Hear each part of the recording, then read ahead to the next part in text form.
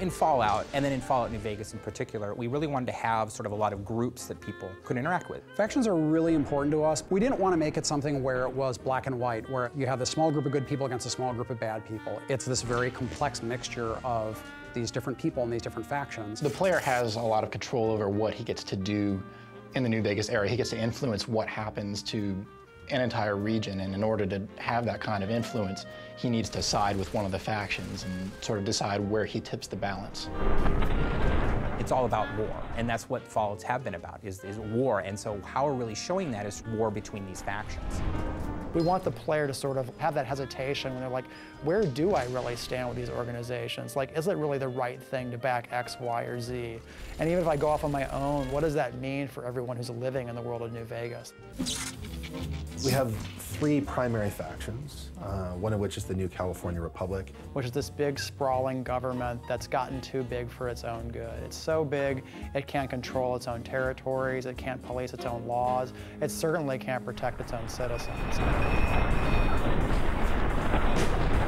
We felt it was really important to include the New California Republic because that was a faction that was developed in some of the earlier titles. NCR is established after the events of Fallout 1 and has a major presence in Fallout 2. And in Fallout 3, they're like a early 20th century United States frontier government. They're pushing eastward, trying to soak up as many resources as they can, annex as much territory as possible. It's basically a nascent nation state. It is doing its best to resurrect this idea of representative government.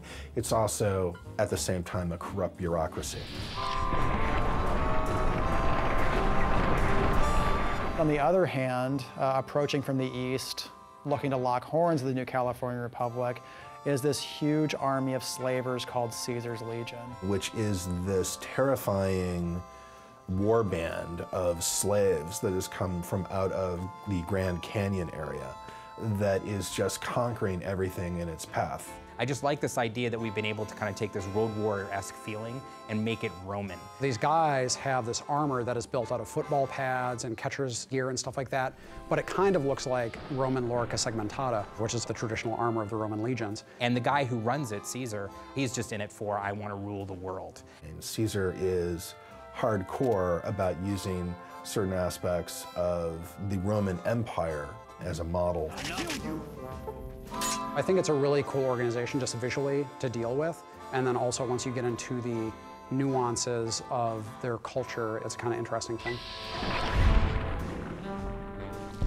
NCR and Caesar's Legion are sort of stalemated at the Colorado River and at Hoover Dam. Hoover Dam is one of our signature locations in the game, and to be honest, it's what everyone is fighting over. It's still able to provide power for part of the region, which is its big draw. NCR controls the dam, but Caesar is right across from it.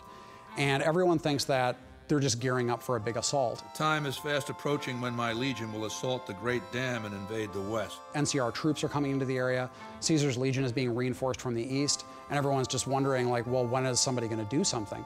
And of course, that's where you come in, is because you kind of help determine when this showdown happens. Of course, Mr. House is playing into it as well, because Mr. House doesn't want NCR to win, ultimately, because he doesn't want them to take control of the Strip. But that's not going to happen, because you're going to work for me. The general idea is that we have the three major factions, Mr. House, NCR, and Caesar's Legion, but then there are all these sub-factions like the Great Khans, the Powder Gangs, the Kings, the Boomers, the Followers of the Apocalypse, and the player can go to those groups and try to shift alliances. There are literally 125,000 factions in Fallout New Vegas. We're probably gonna have to cut some of them. There's the NCR, there's Caesar's Legion, there's the PTA, Mickey Mouse Club, Alcoholics Anonymous is in there right now. Each of the factions has their own style about them. Like the Rangers have a very distinctive style in terms of the Dusters, and the Chairmen, the gang that runs the Tops, you know, they have a very Rat Pack kind of feel about how they dress. We've actually leveraged that in the game mechanics too, in terms of if you actually wear those outfits in the game, people will recognize you as members of those factions and either fortunately or unfortunately react accordingly. One feature we've added for Fallout New Vegas is the concept of being able to disguise yourself as a member of a faction, even if you're working against them, so you can put on like a military uniform and sneak into a military base.